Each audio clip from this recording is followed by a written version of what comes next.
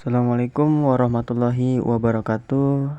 Halo teman-teman semua, kembali lagi bersama saya. Saya adalah mahasiswa Universitas Islam Negeri Syarif Hidayatullah Jakarta, program studi manajemen dakwah.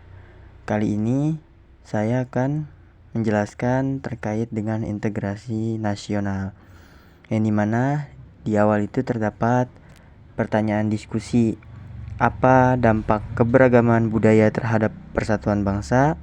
Mengapa integrasi nasional itu penting bagi sebuah negara, dan apa aja tantangan utama dalam integrasi nasional? Tujuan pembelajaran: menjelaskan pengertian integrasi nasional, mengidentifikasi faktor pendukung dan penghambat integrasi nasional, menganalisis bentuk dan upaya menjaga integrasi nasional, dan menunjukkan sikap positif terhadap integrasi nasional. Oke, kita lanjut ke pengertian integrasi nasional. Ini adalah pembahasan pertama, dan yang paling utama adalah integrasi nasional adalah proses persatuan atau penyatuan berbagai kelompok sosial dan budaya ke dalam suatu kesatuan bangsa yang utuh dan sangat berdaulat. Jadi integrasi juga bertujuan untuk menciptakan kehidupan bersama yang harmonis dan stabil di tengah keberagaman. Adanya makna penting bagi integrasi nasional: menjaga keutuhan wilayah negara kesatuan Republik Indonesia, mewujudkan persatuan dalam keberagaman serta secara merata, dan membangun identitas nasional bersama dengan semangat mencegah konflik antar kelompok melalui dialog dan toleransi. Integrasi nasional itu sangat amat penting dan utama untuk menjaga kestabilan bangsa, yang dimana integrasi ini harus selalu ditanamkan oleh para bangsa. Dan adanya bentuk-bentuk integrasi nasional: ada integrasi sosial, integrasi politik, integrasi budaya, dan integrasi wilayah.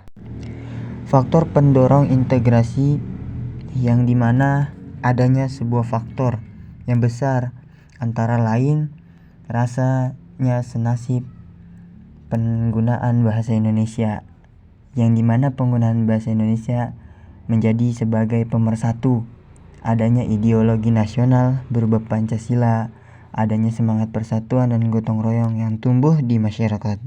Adanya faktor penghambat integrasi.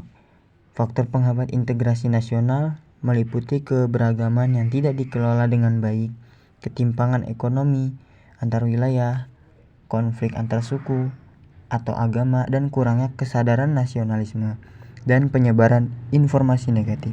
Bentuk-bentuk integrasi nasional tadi terdapat 4 bentuk.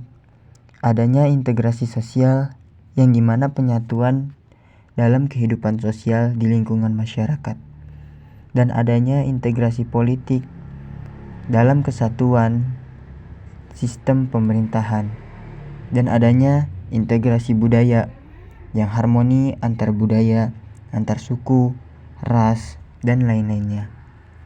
Ada juga integrasi wilayah, yang dimana kesatuan atau persatuan seluruh wilayah Indonesia.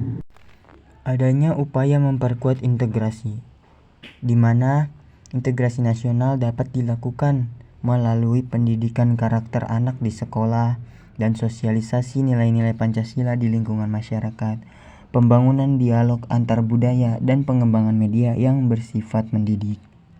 Contoh integrasi dalam kehidupan ada padanya kita lakukan dalam kehidupan sehari-hari, yaitu upacara bendera bersama, kerjasama lintas budaya, menggunakan bahasa Indonesia di ruang publik, dan menghormati perbedaan adat dan kepercayaan. Kesimpulan dari pembelajaran adalah integrasi nasional itu mempunyai proses penyatuan dalam keberagaman, dan tujuannya untuk menjaga keutuhan NKRI secara berkelanjutan. Faktor pendorong dan penghambat perlu dipahami secara kebersamaan, dan setiap warga negara memiliki peran penting dalam menjaga persatuan.